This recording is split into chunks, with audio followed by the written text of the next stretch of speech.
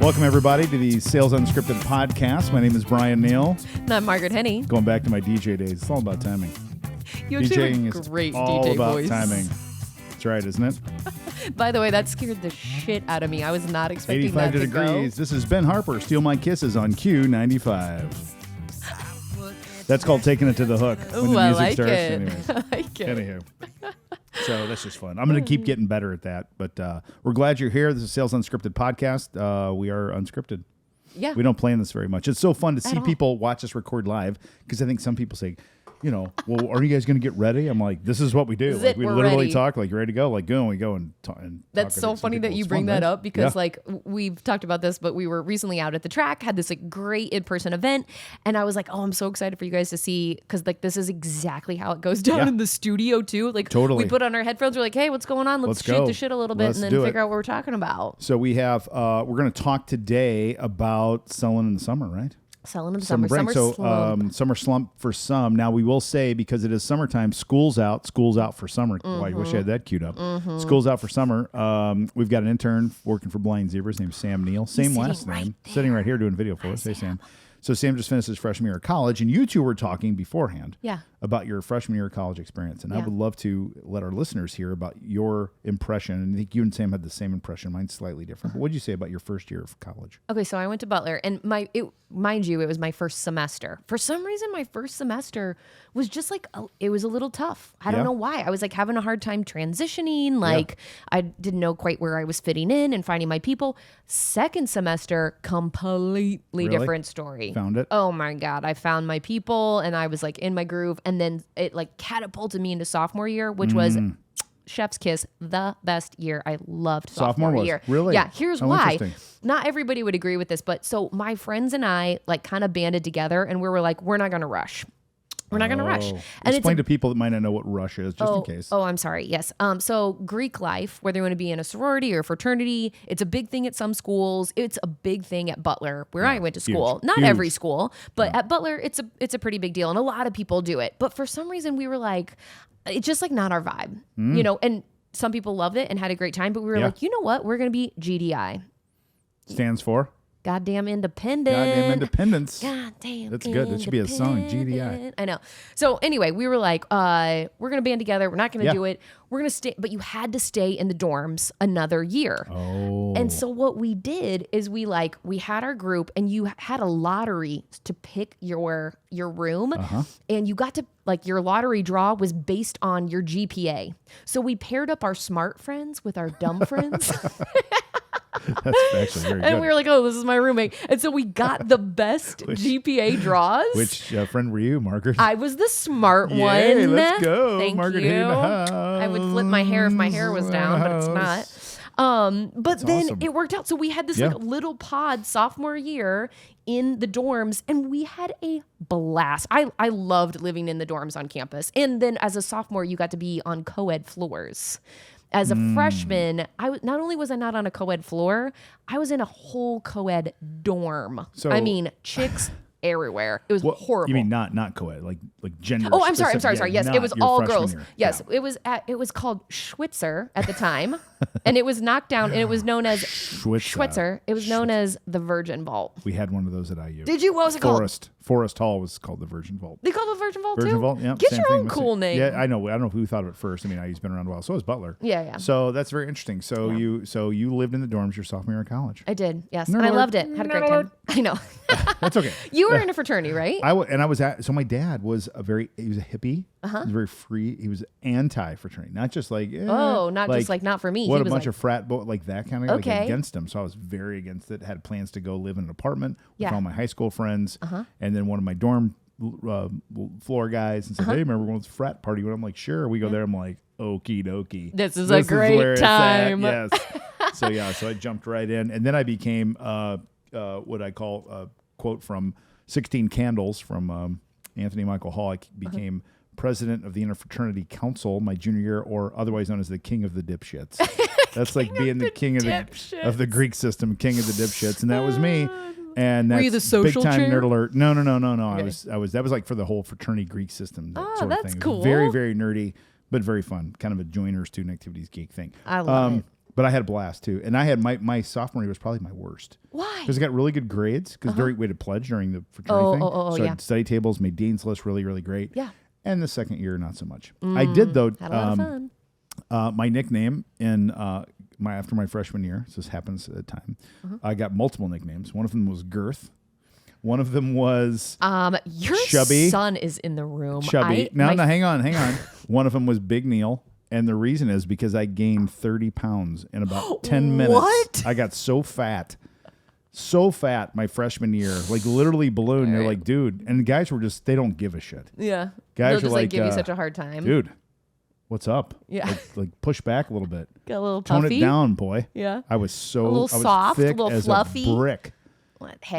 As an 18-year-old. Listen, So these that things was happen. bad. It was bad. Well, whatever. No bueno. So that's our college first year stories. Yeah. It's really good. Our first, second, and third years. Yeah, Whatever. exactly. Where else would you go besides Butler? Are you going to go anywhere else? Oh, man. I looked at a couple other places. I actually thought about going to school in New York. I thought about going to a conservatory. What is that, like for acting? For acting. Oh, really? Yeah. I'm really glad that I didn't do that, That is though. I legit. loved Butler so much. It was great That's good. fun. I'm glad Yeah. to hear that. Yeah, I want looked at people to love their IU. I school. looked at Ball State. Now, as an adult, though, I'm like, Margaret, look, dream big. Like, What? Well, You not did. that those are great schools. They are, but like, I could have been like, let's go somewhere exotic. Like, Well, I could I mean, go somewhere else totally different. You basically spent your entire life in a 30-mile area. Yeah. I know, From right? You know what I'm Monticello saying? down 65 to Butler to Broad Ripple. You know what's right? funny too is I was literally just talking to Derek about this because at the time coming from Monticello, a town of about 5,000 people, when I would drive by Indy after I had committed, I was like going to visit my brother at Miami of Ohio. I'd have to go through Indy, and I was like, I could see the skyline, and I was like, I'm gonna live in the city one day. yes, you are. And All I the way was down like, here in as if it Indianapolis. was New York or Right. something, but it felt like such a big deal. It felt so so funny. much bigger than Monticello. So funny. And here I am. We should probably talk about We sales stuff. should. It's 7 minutes already. It's a good Shit, little lead in. man. It's okay. Here we Okay. go. What are we What was our topic? I don't remember. Summer slump. Yeah, there you go. There we go. See, that's what you get on summer vacation. Your brain goes, okay, let's focus, kids. So I think, here's my first thing about summer slump. It's a myth. Everybody thinks it's a thing. I don't think it's a thing. I That's think so we funny. allow it to be a thing. Okay. And it's all it is a situation. Do you think it has all this? Okay, this is really go. funny that you say this Yeah. because I was like, no, summer slump. It's definitely a thing. But now that you say this, maybe it's more about our energy Totally. versus Totally. buying cycles and buying habits. Yes. I think because go the other direction. Like, well, it's holidays. Well, it's summer slump. Well, then it's the first of the year. Like, when does that start and stop? It's like Yeah. you can make a kid. Well, spring break season. Everyone's on spring break these days. Now fall break's 14 weeks long. Yeah. So it's This like- could go on forever. It's just a situational thing that you deal with. Just like we teach people to sell around the holidays, you just do things perhaps slightly different in the summer than you do when you're not. Yeah. Which is just being more disciplined to the calendar. The other thing I think is important is you as a salesperson to be more disciplined. Okay. So this is what happens. Now you're a very outdoorsy human. Yeah, I am. I love to be outdoors. Yeah, and it's very, very nice, especially where we live right now. And that'd be nice. Now, do you like hot?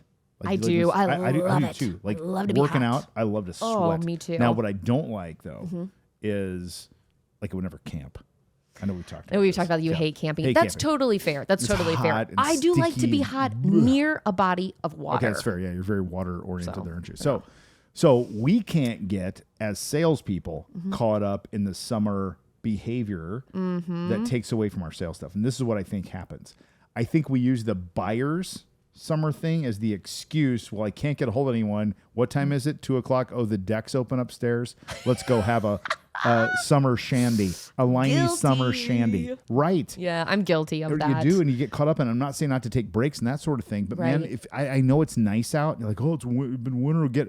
I don't care. You got to buckle up and do it. So if you need to come in earlier to leave later, then do that. Yeah. I'm just not a fan of this whole. It's the market. It's not me, because you got to manage your own stuff. And You know what? I'll make an analogy for you No, that please. like I've it's if someone is like trying to either like get in shape, whether they're working Yes. out or eat healthy or not drink as much, Yeah. let me tell you, there is always a reason to either celebrate or commiserate. Always. Right? Whether it's you or someone else, like the office that you work in. I used to work at the Always. Indianapolis Symphony, and it was one of my favorite jobs. I loved it. We had such great people, but we were in our 20s. and everybody was single, and there was always a reason to go out. Always. And I was like, no, I have to go. Like, I want to go to the gym. I want to go home and make my own food. I don't want to have a whole bucket of beers myself today. And you're like, oh, after this week, after this, whatever. And so that's my analogy is there's always a reason. And it's kind of the same thing. You could go on that spiral or that excuse, train forever. That was a bad train. That was a very, very bad. I wish I had a train. Do I have a train whistle? I don't think I do. Whoa, no. Is that a train whistle? That's kind of close. That kind of works. It's like we're in the club. No, there's no doubt that you're right. There's a season for all things. And then the season is like, you choose to buy into it or not. And I think people say, well, it's the summertime, And I get companies give people Fridays off in the summer, and I'm not saying don't vacation. We teach a calendar optimizer tool where people take free days, like 24 hours, no work. But don't take the throttle off in the summer and say it's the market. Wait, okay, I do have a real question for you though. So like, let's pretend like we've got our energy right. We're set. We're here grinding. Yeah. But there is a certain energy that's being given off from buyers where they're like, we'll get to it. Maybe you can't control their energy or whatever. So how do you combat that? Yeah.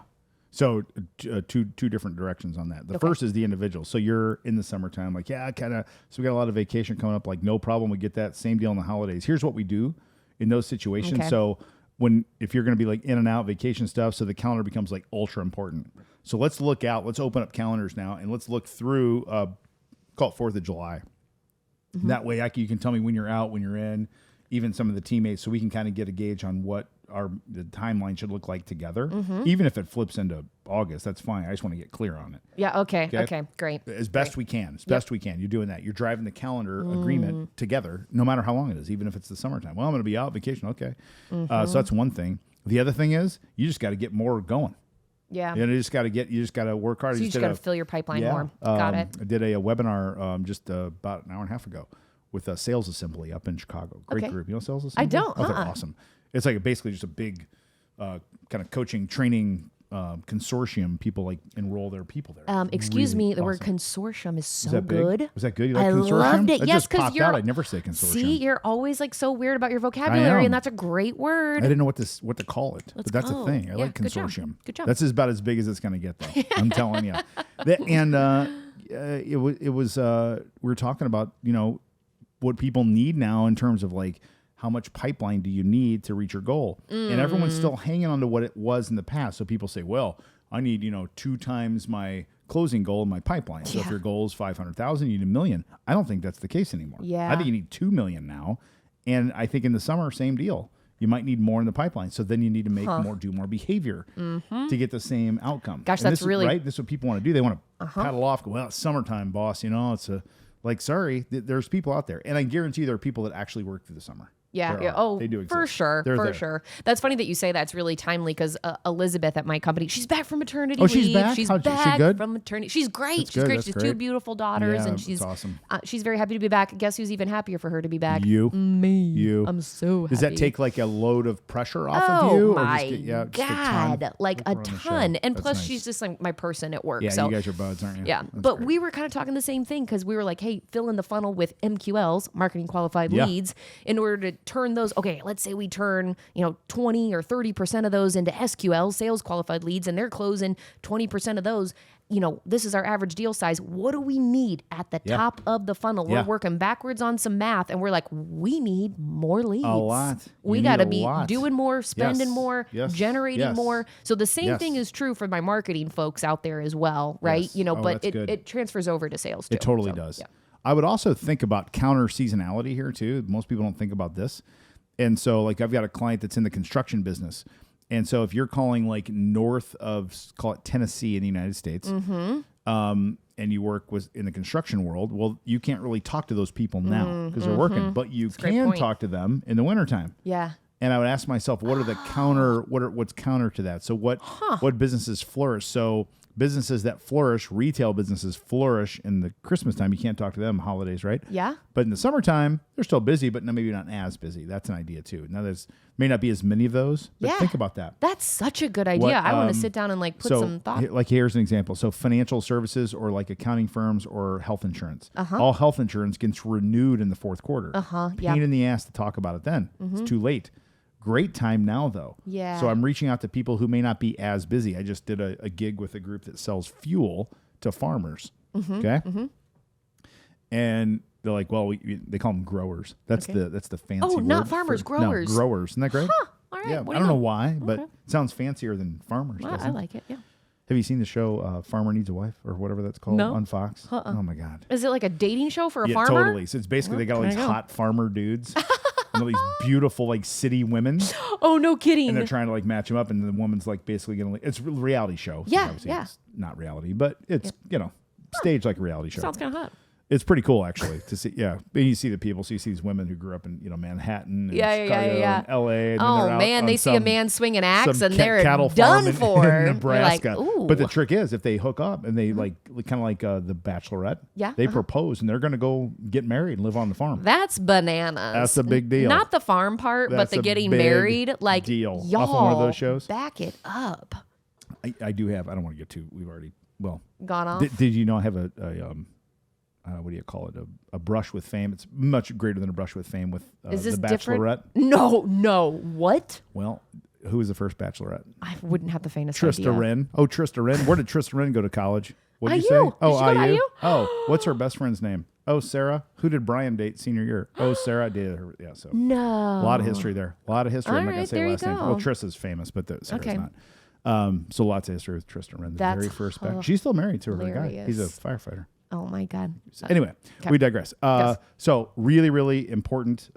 We think counter to the cycle. So what's busy in the fourth quarter that's not busy now, because that's same sort of deal. So you got to think differently. And more than anything, mentally, you can't buy into the summer slump. Yeah, change your energy. You got to change your energy, right? Get after it. That's a really good call. I think you're right, because I was I was ready for you to be like, no, summer slump, totally real. Here's how we go after it. Yeah. But God bless. You're right again. But it's not, and I'm not saying it's even not a thing. I'm just saying it's just a situation to deal with. But it's not everyone white flags it. Yeah. Well, summer slump, yeah. Well, everybody's gone on summer vacation. Well, also, what are you going to do? Just be like, your goal's not changed? No, totally. No one's changing your goal and lowering it for the summertime. No. So what are we going to do, people? Yes. And even just get started, get going. Be like, well, I can't get a hold of anybody. Like, just get going with anything. And then you can pick it up after Labor Day if it's that. But if you wait till Labor Day, then it's too late. Yeah. Then it's just too late.